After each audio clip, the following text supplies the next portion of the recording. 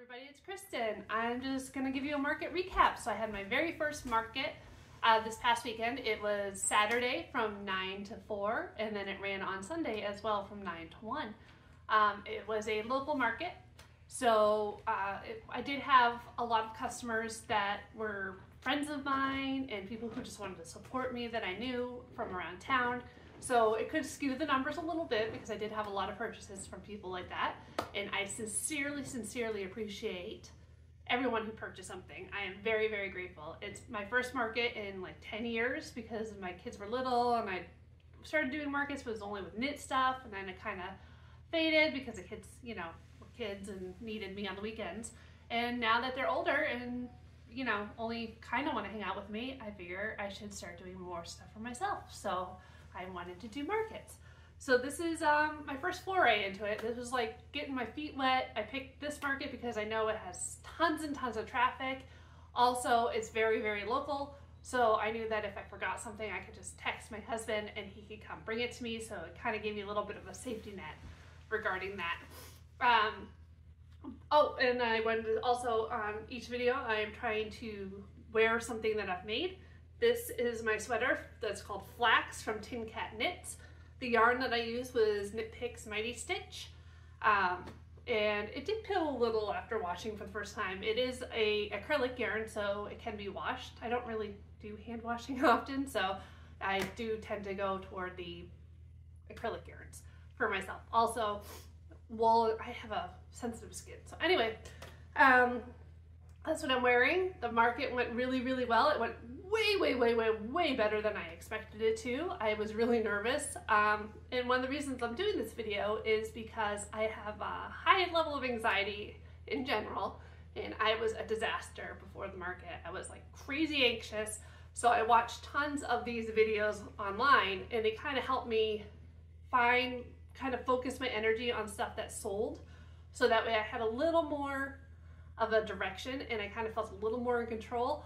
So it really helped my anxiety level. So I wanted to kind of repay the favor and shoot one myself for my markets.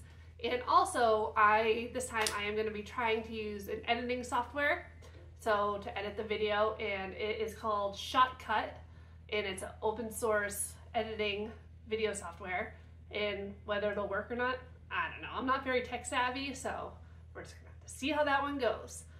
So let me just kind of give you an overview of the market. It was local, as I had mentioned. It's over 120 vendors, probably more. It's in the local high school. It had a huge amount of traffic on Saturday, especially between 10 and noon. It was wall-to-wall people. Even before the doors opened at 9, there was a line that was going down the sidewalk for people waiting to come in.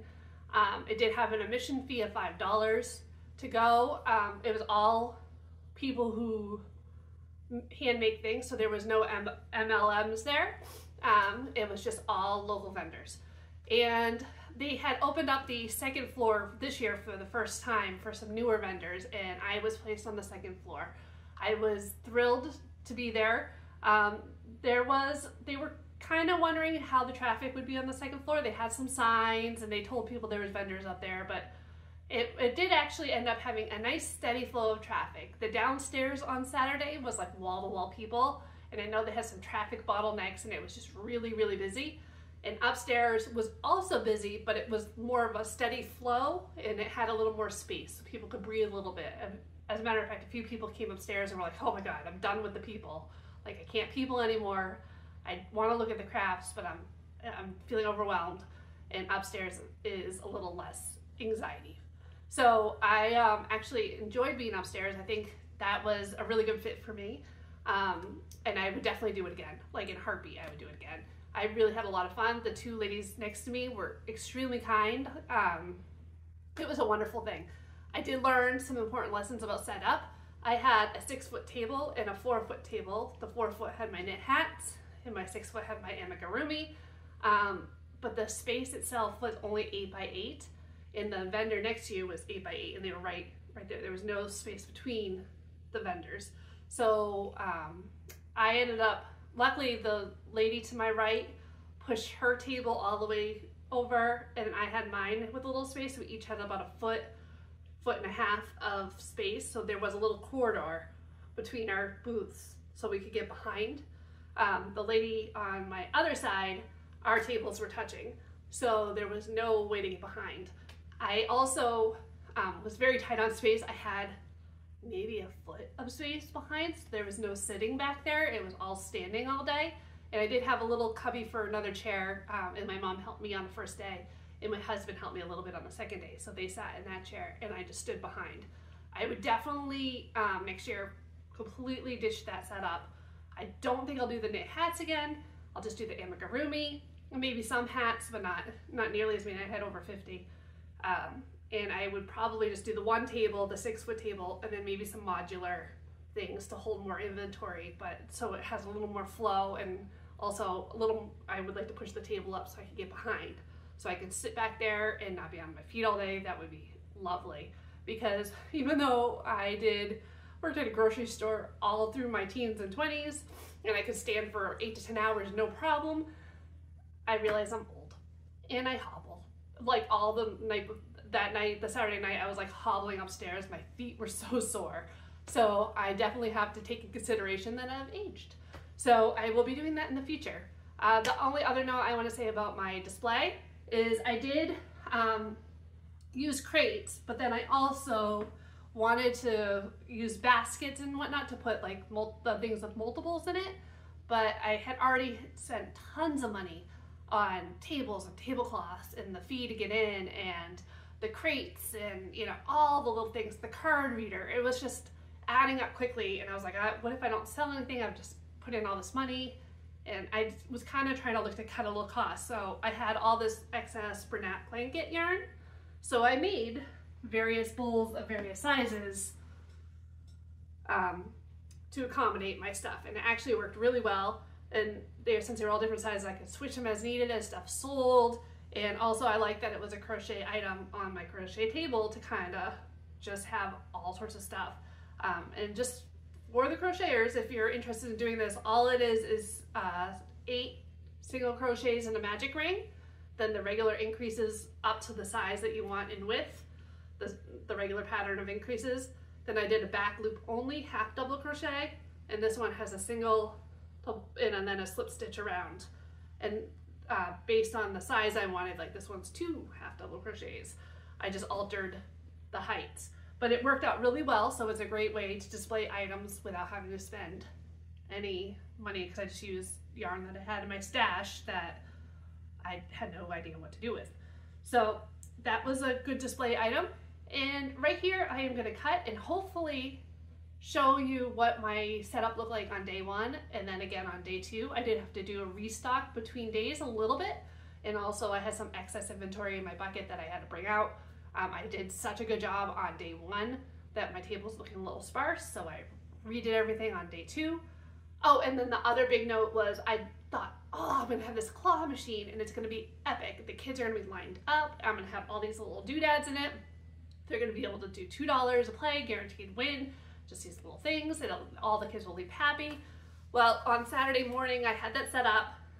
It was fine. My kids had tested, I had gotten it from Amazon. My kids had tested it, but my kids are older, so they were able to get stuff. But then as the morning progressed, I realized that the younger set of children were really struggling with it, with the controls and with everything, and it was not good. I didn't want to frustrate kids. That's not at all the vibe I was going for. I wanted them to leave happy, excited, and at least have a little something. So I ended up ditching the claw machine and just putting the small items in bowls. The first day I had them for the $2 each, but I made 100 of the things for the claw machine because I was like, oh, the claw machine will be super popular. So I made 100 items, but when they were in the little bowls, not as much of a draw. So on the Sunday, I dropped the price to $1, so that way people could just easily get one, and that worked out fine. And then, yeah, that was about it. So right now I'm going to cut to what my table looked like on the first day and the second day. Hopefully that will work, and I will see you in a minute. Thank you.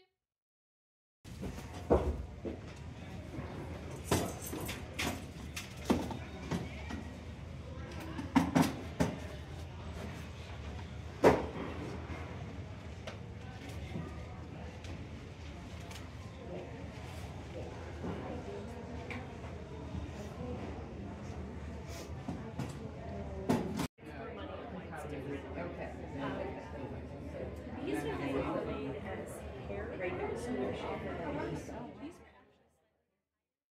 hopefully that worked and you got to see what my displays look like and my setup. Now I'm going to go through what sold. I have a video previously of all my inventory that you're more than welcome to go back to, and in the comments of that video is a document with all where the patterns came from. I encourage you to look at that. There were some wonderful patterns that I used. But for this video, I'm just going to go through what I sold, how many, the prices, and what worked and what didn't work. So let's begin. So first, and as you can see, they're in alphabetical order too. Axolotls. I made these large ones. They were $20 a piece. I made 5 and I sold 3. Ironically, I was planning on just making the pink, but then I decided to go with different colors. So I had blues and greens and purples, and all the other color ones sold. The ones that were actual axolotl colors did not sell. So that was super interesting. I didn't realize that the other colors would be more popular, but those were $20, sold 3. Then I had a smaller version, excuse me for a minute, a smaller version of the axolotl here, and these were by Willow Art Studio, and I had 6, sold them all on Saturday, so I went home and made 3 more for a total of 9, and then I ended up selling 1 more on Sunday, so I sold a total of 7, and these were priced at $10. I also had a bucket of random balls. They're just regular crochet balls. When I teach crochet, I've been teaching some classes. The last project of our lesson plan is to make a ball. So I happen to have a lot of them because I had used them as samples, and I just had a lot. And they're really fun to throw. We have tons around the house. We play catch with them all the time. I priced these at $3. I made 8 of them and I sold 3. Candy was the next one. A lot of people weren't sure what this was at first, but the kids seemed to know right what it was, but the adults didn't. Oh, and a little fun note about the axolotls is either people came right in and they were like, oh my God, axolotls! Or they were like, what the heck is this animal? It all depended on the age. And I just thought that was funny because it was either you knew exactly what it was, no doubt, or you were like, what is this weird thing? So I just thought that was kind of amusing. It amused me all day. Anyway, so the candy, these were priced at 10. I made 3 and I sold 1. Then I did the capybaras, which my older son was like, you have to have capybaras. So I did bake 3. I sold 1, and this was also priced at $10. So then I have these cats. So this is a no-sew pattern by Faye Life, and I apologize if I ruined your name by saying it terrible, but I enjoy making these. I made 2 out of this yarn. It's the Sweet Snuggles by Loose and Thread, and I sold 1 of the big ones this size at $12, and then I made a smaller version in worsted weight that I sold for $7. So I have 1 big one left. I sold 1 big and 1 little. Then, I'm sorry, I'm looking at a sheet right here, so if I'm distracting.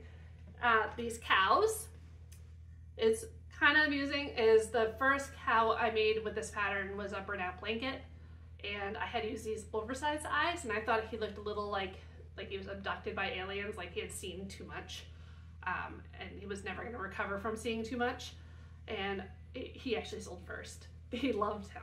So I thought that was amusing. It turns out I know nothing. All the things that I sold that I thought, oh my God, these are the cutest things, they're going to sell like hotcakes, didn't. They were actually a slower sale or didn't sell at all. And then some of the stuff I was like, meh, about, sold like crazy.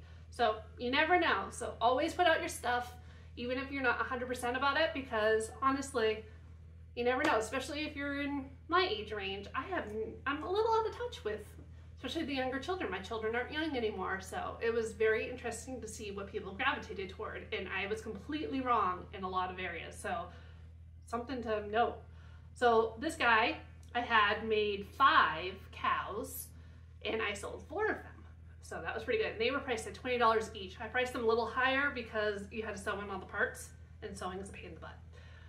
So then next is a dolphin, which I don't have because I sold both of them. One was made out of the size 7, the big loops and thread Sweet Snuggle yarn, and the other one was a smaller version out of Bernat Blanket yarn.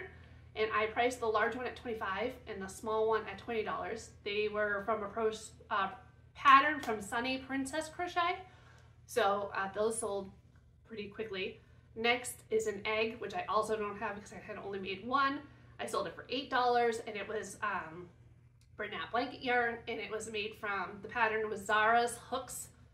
And then again, I don't have this one because I sold it, and it was actually kind of funny because it was this eyeball bag filled with these creepy eyeballs, and you can see it in my other video. I've had it forever, and I didn't think anyone would want to buy it, but this lady was coming up and she was in the ball basket, and inside the ball basket was an eyeball. And she's like, ooh, an eyeball, I'm an ophthalmologist. And I was like, oh, you are? So I said, just let me just show you this one thing I have underneath. It was in my overflow bin. I said, just to show you, you know. And anyway, so I pulled out the eyeball bag with the eyeballs in it, and it was $20. And she was stoked. So she was like, yeah, I definitely want that. So I sold that. The bag was, the pattern's called Catch His Eye, and the eyeballs were Creepy Cute Eyeballs. That was the name of that pattern. Oh, let me just get to the next page. Next is fidgets. So the fidgets were interesting. I had two types, and I completely goofed on tracking the inventory for them. I had them in two separate places, a marble fidget and a regular fidget, but then when I checked people out, I just put it under regular fidget, so I'm not 100% sure how many of each one I sold. Just a couple of them. This one's in the marble, and this is the regular, and you just keep pulling this through, and it's actually really fun, but you had to show people how to use it because they were just like, what the heck is this? So I definitely wouldn't have them again, only because it did require a little more attention to show people how to use it, and then I kind of felt like I was jumping in when they were just looking, and then when there was a lot of customers, it was confusing. So I don't think I would do these again for a fair, but I did enjoy, I will make them for people I know that like to fidget. So anyway, I priced these at $5 each. I just threw it across the room, so that's great. Let's see, then the gummy bear, this little gummy bear, he was $8. I made 8 of them, and I sold 4. This hippo, I actually made 3 gray ones and 2 pink, and this is one of those things that I thought I'm gonna sell easy. It's so cute. And except for the pink one, everybody kept picking it up and go, oh, it's a pig. I was like, no, it's a hippo, but my kids also thought it was a pig, so egg on my face. I definitely wouldn't do it in pink again. However, the pink one of the pink ones sold to a little girl. I will say that this is what the pattern initially looks like. It's a keychain pattern, and you have to sew on the bits, and I altered it to be a no-sew. So I switched it to baubles for the legs, and I made it all one piece opposed to separate head and body. And the only things you had to sew on then were the snout. So anyway, those, and these were priced at $10. I made 5 and sold 1. Next is a large jellyfish. I sold for 15. No pattern. My mom and dad had given me this like chenille yarn like way earlier, like a year or 2 ago, and I didn't know what to do with this, so I just whipped up a jellyfish using the whole skein, and it's been kicking around. My mom loved it. She hung it up, and it sold right away. So that was pretty cool. Then I had this little bin of, I called little things, and they were $5 each. And oh, and that jellyfish was 15. The $5 each little things, I made 6 various things and sold 3. They were basically, so I had that claw machine idea, and I was stoked about it, and I wanted to try to find things that the claw would pick up. So I was making various little things, and I would test it with the claw machine, and the 6 items that were in the little things basket were things that end up being too big for the claw to pick up, so I just put them in a separate little basket. Then I sold 1 worsted weight mushroom, and this guy was $15. It looked just like this, same coloring. And then I did make the popular mushroom poppets. I made them in a more of a natural color, so it was like brown stems, what's the word I'm looking for? Stems, I guess, and then like red, orange, and brown caps. I didn't add the eyes. I'm wondering if I did it in the softer yarn, the Snuggles yarn, and if I had made it more amigurumi-like with the eyes and stuff, if I would have sold more, but people did enjoy them. I find them really fun.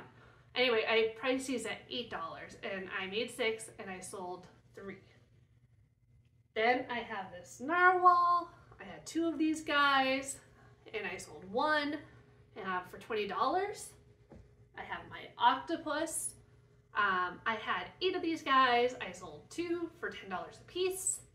Then I had the opossum, which was a pattern by Crochet by Jenna, and I had made 3 of them, and I sold 3 of them. They went really quick. They were actually my first thing I sold out of. People loved them, and they were made out of Bernat blanket. And then I had a pig, which I made another one today, so it's missing eyeballs, but you get the general idea. It was from a pattern by Kind Maker, and I sold these guys for $10. I made 2 and sold 2. And I'm starting to restock, so I'm, making new stuff. Then I sold a Stegosaurus that was larger than this. It was the same pattern, but it was made out of the size 7 Sweet Snuggles yarn. So it ended up being much larger, and it was priced at $30. And that was my highest priced item that sold. This little guy did not sell, even though a lot of people really thought he was adorable. One girl kept coming back and back, and she really wanted him, but she promised herself she would stop buying stuffies, so she did buy them. This guy's 20, and the larger version was 30. Next page. Then I have T-Rex that I made 2 and sold 2 for $15 a piece. It was a pattern by Kind Maker as well. Unfortunately, I don't have any right at the moment, but you can always look that up. Then I have a large turtle I made. It was Tiana, the tiny sea turtle All from Jade. That was $20. I actually made it Saturday night, and it was the first thing that sold on Sunday morning.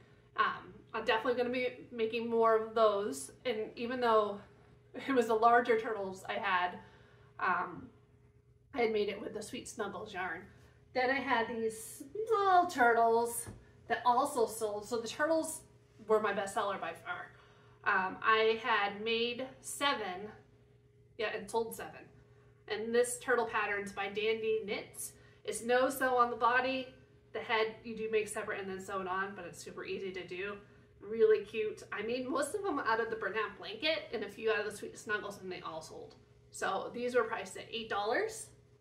Then I have, and he doesn't have eyeballs because I just made him this morning.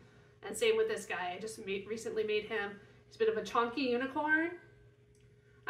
He was $10. I made 2 and sold 2. What ended up happening, why people bought this, I think, was because the children were drawn to these awesome unicorns that I absolutely loved. I was bummed I didn't sell any of. But these guys were a higher price item at $60. So the kids would be like, yeah, I want to buy this. And then the parents would be like, how about this little one for 10? And upside down. And yeah, so that's what ended up happening. So I sold these guys. And then the whale. Oh, I have these little whales. I had 6 little worsted weight whales. I sold them for $8 a piece, and I sold 3 out of the 6. And they're all needle felted eyes. And then lastly, I'm going to show you what was in the claw machine. Just so you can see, it was the gummy bear pattern, but a little version with worsted weight. This little chick, which once I put him in the little chick in the bowl and I marked it at $1 each, people loved him, and I almost sold out of the little chicks. This is also a no-sew Fay Life pattern. A little heart. I didn't really sell any of these after, maybe 1 or 2. And then this little octo, which I sold a couple of as well. And I ended up selling 35 items that were claw machine items, but most of them I sold after they were out of the claw machine. And that pretty much gives you a rundown of what sold, what didn't sell. Turtles, definitely the most popular. Axolotls, also popular. And yeah, so it went really, really well. All the $10 items, $8 items, most of the $20 items went. Anything over 20, the only thing I really sold was the Stegosaurus. As far as my hat inventory, out of 50 plus hats, I only sold 3.